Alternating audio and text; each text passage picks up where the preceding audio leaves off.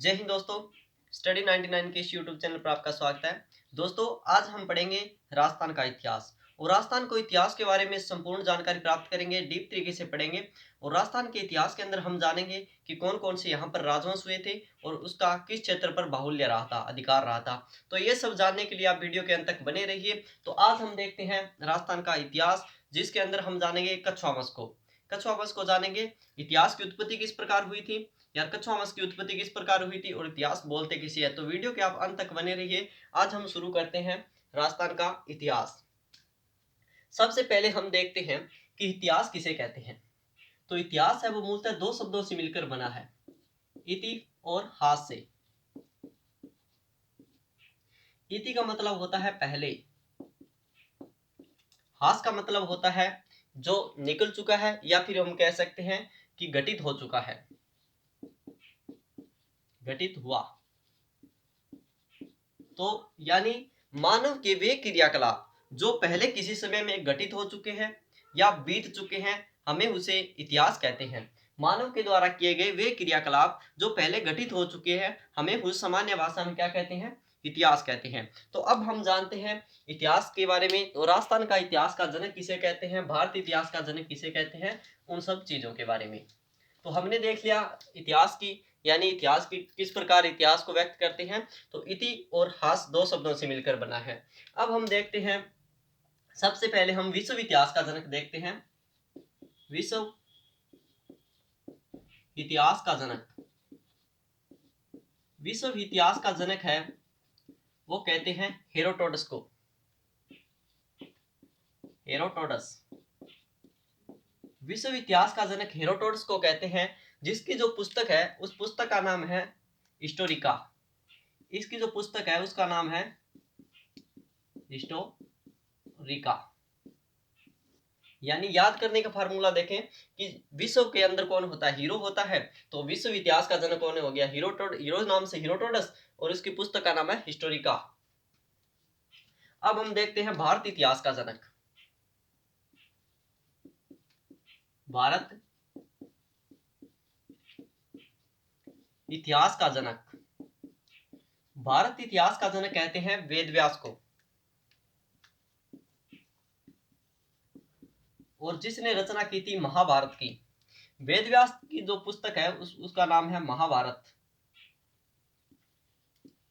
महाभारत।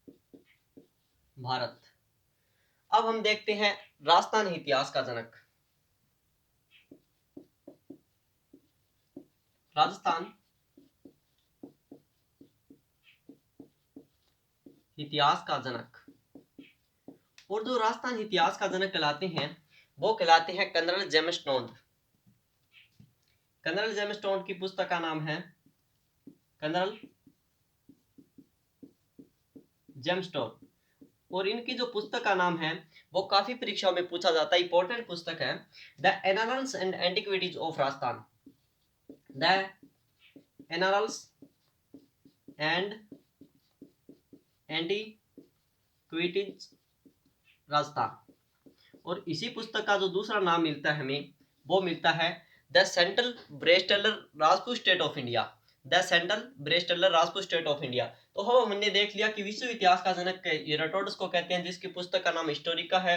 भारतीय इतिहास का जनक वेद व्यास को कहते हैं, जिसकी पुस्तक का नाम महाभारत है। और राजस्थान इतिहास का जनक कहते हैं कर्नल जेम्स टोड, घोड़े वाले। इंग्लैंड के, मूलतः इंग्लैंड के निवासी थे कर्नल जेम्स टोड, और घोड़े पर यानी फिर कर इधर उधर ये इतिहास लिखते हैं। तो इनका जो, इन्हें कहा जाता है घोड़े वाले बाबा। और इनकी जो पुस्तक है उसका नाम है the annals and antiquities of Rajasthan. अब हम देखते हैं, जो हमें पढ़ना है कि राजस्थान के अंदर कौन कौन से राजवंश है और किन के बारे में हमें नेक्स्ट वीडियो में अध्ययन करना है। तो ये सब हम देखते हैं। राजस्थान के अंदर जैसे मैं मैप बनाता हूँ राजस्थान का,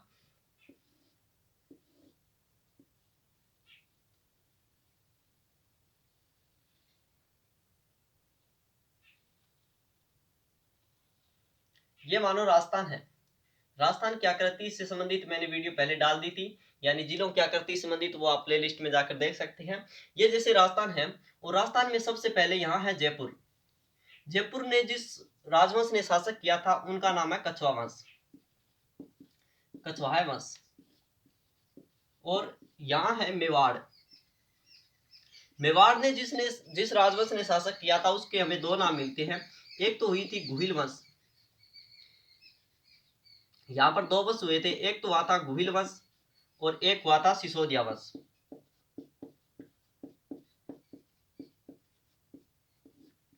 गुहिल वंश और सिसोदिया वंश ने मेवाड़ पर अधिकार किया था, यानी मेवाड़ पर राज किया था। और जयपुर के आसपास के क्षेत्र में कछुआ वंश ने राज किया था। और उसके बाद में चौहान हुए थे। चौहानों की काफी शाखा है राजस्थान के अंदर। चौहान वंश हुआ था, गुहिल वंश, सिसोदिया वंश, कछुआ वंश, और उसके बाद में भाट वंश भी हुआ, जाट वंश भी हुए थे। और जो हनुमानगढ़ के आसपास के क्षेत्र में भाटियों ने राज किया था, भाटी। तो ये सब राजवंश हुए थे राजस्थान के अंदर, जो हमें नेक्स्ट वीडियो में पढ़ने हैं। तो आज हम पढ़ेंगे कछुआ वंश। कछुआ वंश की उत्पत्ति किस प्रकार हुई और इनके अंदर जो राजा थे वो राजा कौन कौन थे, इन सब चीजों को देखने के लिए आप वीडियो के अंत तक बने रहिए। हम याद करेंगे कछुआ वंश के कंप्लीट जो राजा हुए थे, उन राजाओं को आपको ट्रिक के माध्यम से याद भी कराऊंगा, और आप वीडियो के अंत तक अवश्य बने रहें। तो देखते हैं हम सबसे पहले कछुआ वंश के बारे में। हमारा जो टॉपिक है आज का वो है कछुआ वंश। कछुआ वंश हमने देख लिया कि जयपुर के आसपास के क्षेत्र में यानी राज किया था, और कछुआ वंश ने। सबसे पहले हम इनकी उत्पत्ति देखते हैं।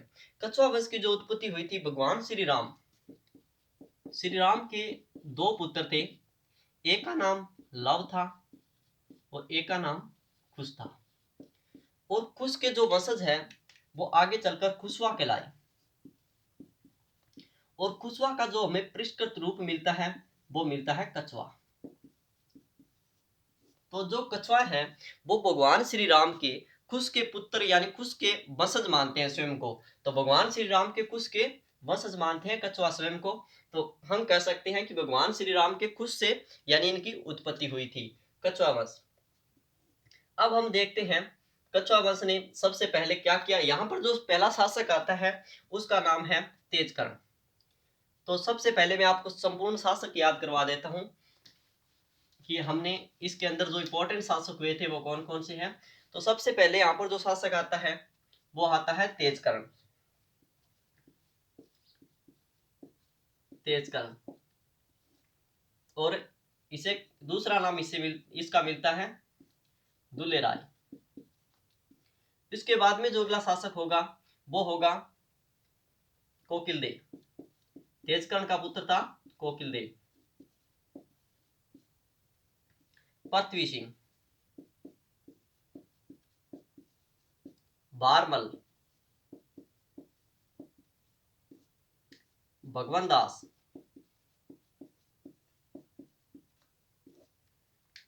और मान सिंह।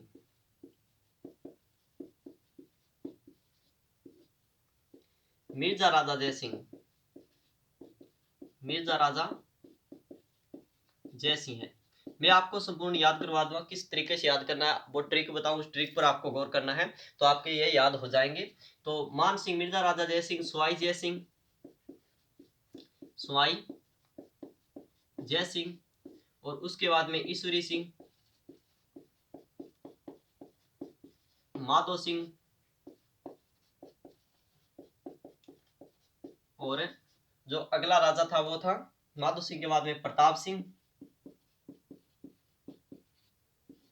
जगत सिंह,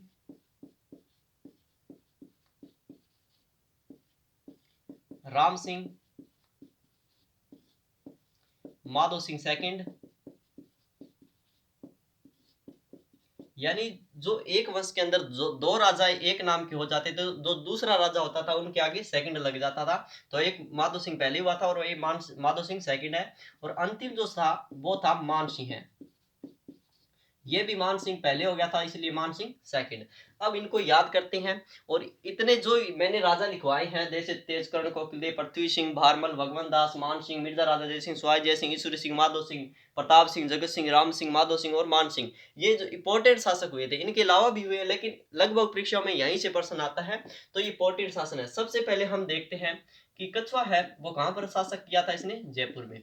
और जयपुर में क्या है, मैरिज प्लेस सबसे अधिक है। मैरिज प्लेस सबसे अधिक है तो यानी क्या करते हैं हम, दुल्हे, यहाँ पर आता है दुल्हे राय।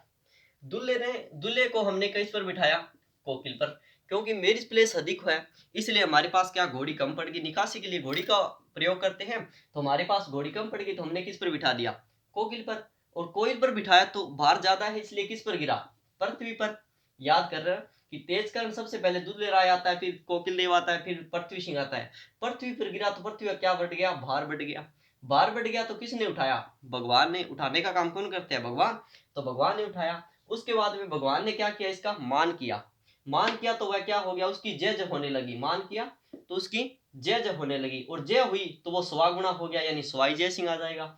जब उसकी जय हुई तो वह स्वागुणा हो गया, यानी स्वाई जय सिंह। और स्वाई जय सिंह ई की मात्रा से आपको याद करना है ईश्वरी सिंह। जैसे ये ई की मात्रा आएगी तो इससे याद आ जाएगा ईश्वरी सिंह। और ईश्वरी सिंह माधो सिंह का भाई था, ईश्वर सिंह का भाई था माधो सिंह। इनका ये दोनों भाई आपस में लड़ पड़ते हैं।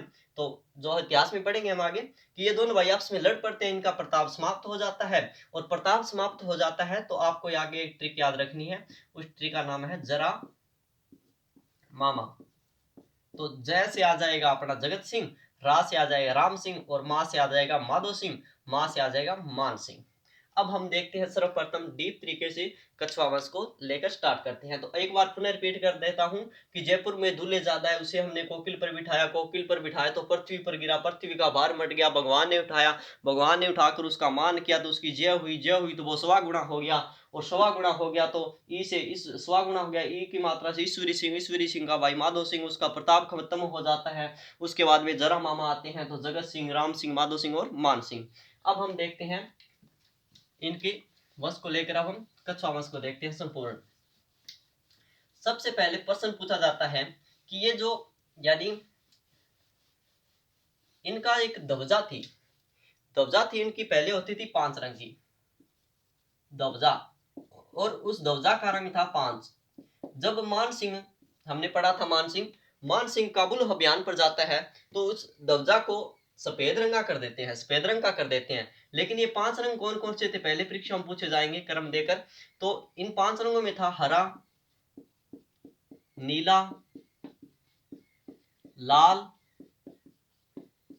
काला और पीला, ये 5 रंग थे।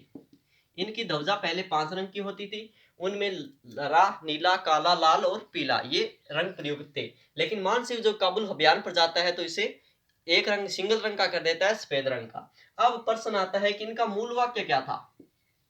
मूल वाक्य, जयपुर के कछुआ वंश का मूल वाक्य था, जो मूल वाक्य था वो था यतो धर्मस्थो जय।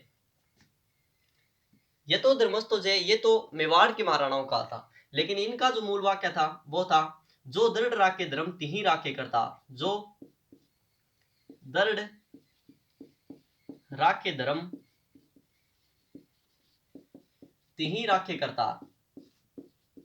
राखे करता, जो अपने धर्म की रक्षा करते हैं उनकी रक्षा सदैव ईश्वर करते हैं। जो दृढ़ राखे धर्म तिहि राखे करता, इनके जो ध्वजा का रंग था वो पंचरंगा था। और इनका मूल वाक्य देख लिया, ध्वजा देख ली। अब हम देखते हैं तेजकर्ण, यानी तेजकर्ण को लेकर देखते हैं।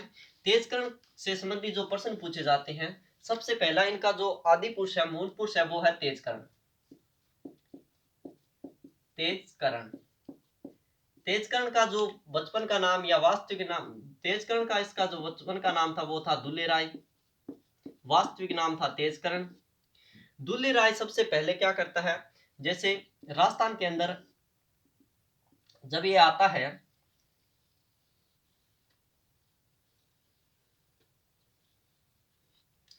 राजस्थान के अंदर जब आता है तो यहाँ पर जयपुर के आसपास क्षेत्र था, ढूंढाड़ प्रदेश कहते थे, यहाँ से ढूंढाड़ प्रदेश। और ढूंढाड़ प्रदेश पर क्यों कहते थे ढूंढाड़ प्रदेश, क्योंकि यहाँ पर एक ढूंढ नदी बहती थी, इसके कारण इस प्रदेश को ढूंढाड़ प्रदेश कहते थे। और यहाँ पर मीणा और बड़गुजरों का अधिकार था, मीणा और बड़गुजर, मीणा और बड़गुजरों का अधिकार था। जब मीणा और बड़गुजरों का अधिकार था तो तेजकर्ण यहाँ पर आता है और क्या करता है, मीणा और बड़गुजरों को हरा देता है। मीणा और बड़गुजरों का जो अधिकार था उस स्थान का नाम था मांझी, मांझी, मांझी नगर को जीतकर तेजकर्ण उसका नाम कर देता है मांझी से, उसका नाम चेंज कर देता है और उसका नाम करता है रामगढ़। और इनकी जो कुल देवी है उस कुल देवी का नाम है जमुआई माता, जमुआई माता। और इनकी जो आराध्य देवी है उनका नाम है शिला देवी, जो मान सिंह के समय आएगी, शिला देवी।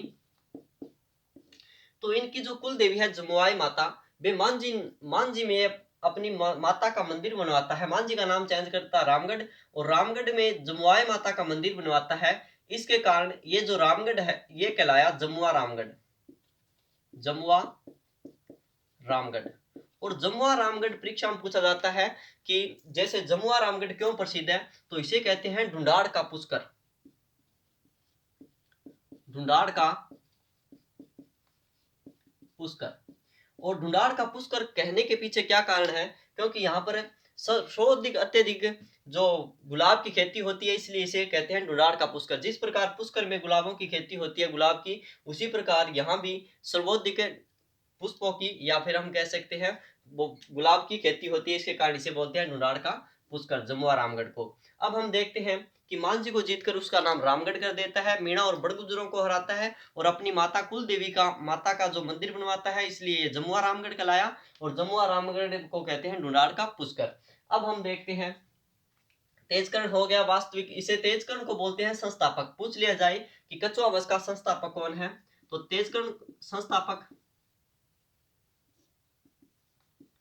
इसे बोल सकते हैं आदि पुरुष, या इसे ही बोल सकते हैं हम मूल पुरुष।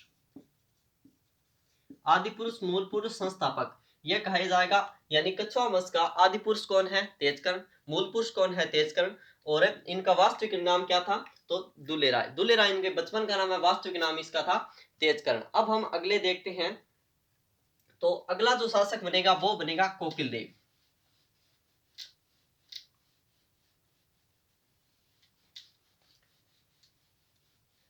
अगला जो शासक है वो है कोकिल देव। और कोकिल देव इसी के, और तेजकर्ण से क्या प्रश्न पूछे जाएंगे, तो और जो प्रश्न पूछे जाएंगे, जैसे सबसे पहले इसने राजधानी बनाई थी दौसा को, और राजधानी का क्रम पूछा जाए तो इसके बाद में जो राजधानी बनी थी वो बनी थी रामगढ़। रामगढ़ के बाद में जो राजधानी बनी बनी थी वो बनी थी आमेर।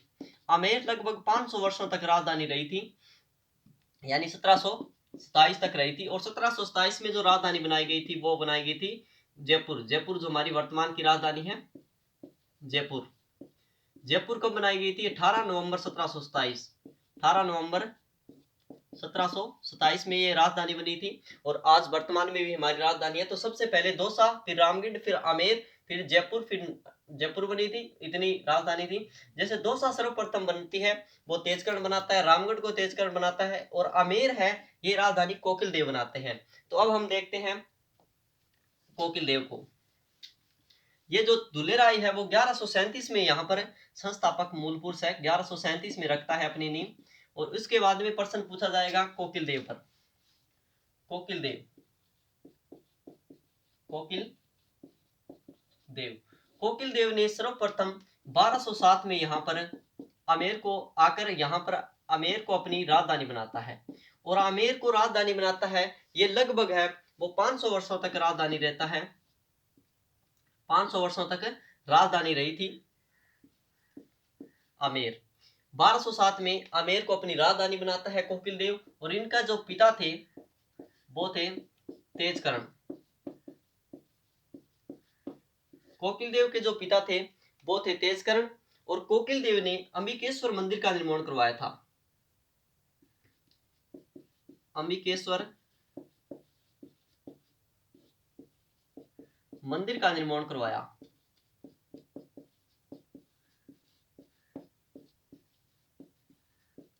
और आमेर के जो हमें नाम मिलते हैं, आमेर को बहुत सारे उपनाम मिलते हैं, जैसे इसे अंबावती कहा जाता है, प्राचीन नाम मिलते हैं हमें अंबावती, या फिर अमरपाली भी कहा जाता है।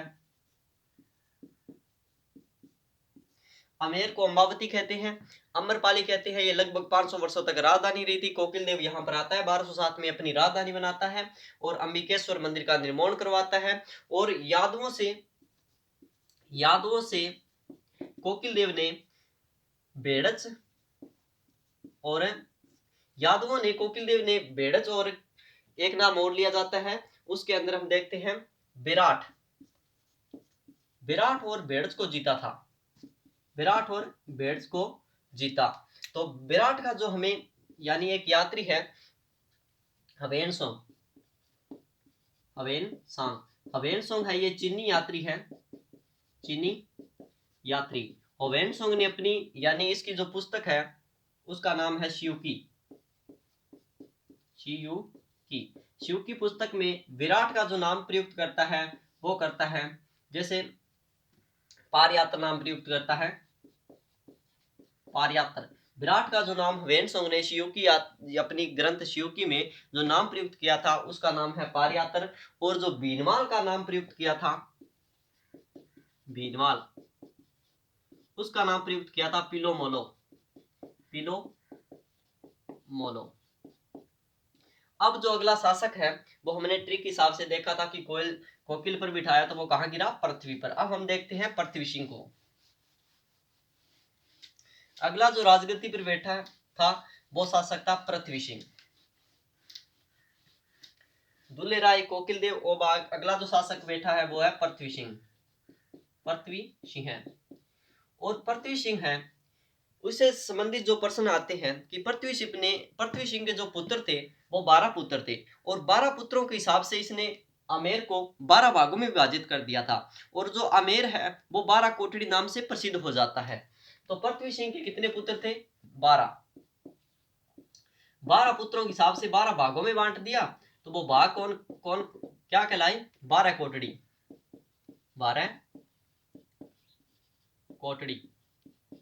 12 कोटड़ी रियासत का संबंध किससे है, तो हमारा उत्तर रहेगा पृथ्वी सिंह से, पृथ्वी सिंह कछवा से।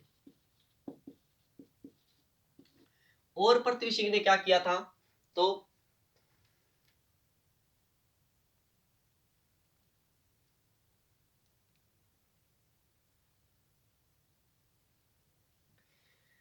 पृथ्वीराज कछवा से जो और प्रश्न पूछे जाएंगे वो क्या पूछे जाएंगे, जैसे 12 कोटड़ी, ये कोटड़ी है, 12 कोटड़ी रियासत का संबंध किससे है, तो पृथ्वीराज कछवा से। अब होता है एक युद्ध होता है जो 17 मार्च 1527 को, काफी फेमस युद्ध है, खानवा का युद्ध। खानवा का युद्ध होता है, ये किसके साथ होता है, तो ये राणा सांगा प्लस बाबर के मध्य होता है। राणा सांगा और बाबर के मध्य जो खानवा युद्ध होता है 17 मार्च 1527 खानवा युद्ध, इसमें उसका अपना जो पृथ्वीराज का ये उसकी सहायता करता है सांगा की, और उसकी वीरता से प्रभावित होकर अपने पुत्र का नाम भी क्या रखता है, सांगा रखता है। खानवा युद्ध में सांगा की सहायता करता है पृथ्वीराज कछवा और अपने पुत्र का नाम भी उसकी वीरता से प्रभावित होकर सांगा रखता है। अब इनके पुत्रों में बात करें तो इनके पुत्र थे, जैसे एक का नाम था भीमदेव, एक का नाम था पूर्णमल और एक का नाम था सांगा। भीमदेव, पूर्णमल, सांगा और भारमल। भीमदेव है वो यानी भीमदेव को ये शासक बना देते हैं अपनी पत्नी के कहने पर। तो ये पूर्णमल है, ये नाराज हो जाता है और नाराज होकर आमेर रियासत को छोड़ देते हैं और कहीं और चले जाते हैं। जो अगला इंपॉर्टेंट शासक बना था वो बना था भारमल। तो हम अगली वीडियो में बात करेंगे भारमल को लेकर, और जितने भी यानी कछवा वंश के शासक बचे हैं उन सब के बारे में बात करेंगे। तो आशा करता हूँ वीडियो आपको पसंद आई है, यदि पसंद आई है तो लाइक करना, चैनल को सब्सक्राइब करना और आगे शेयर भी करना। इसी के साथ जय हिंद जय भारत। आशा करता हूँ वीडियो आपको अच्छी लगी है, यदि अच्छी लगी है तो नीचे कमेंट भी करना।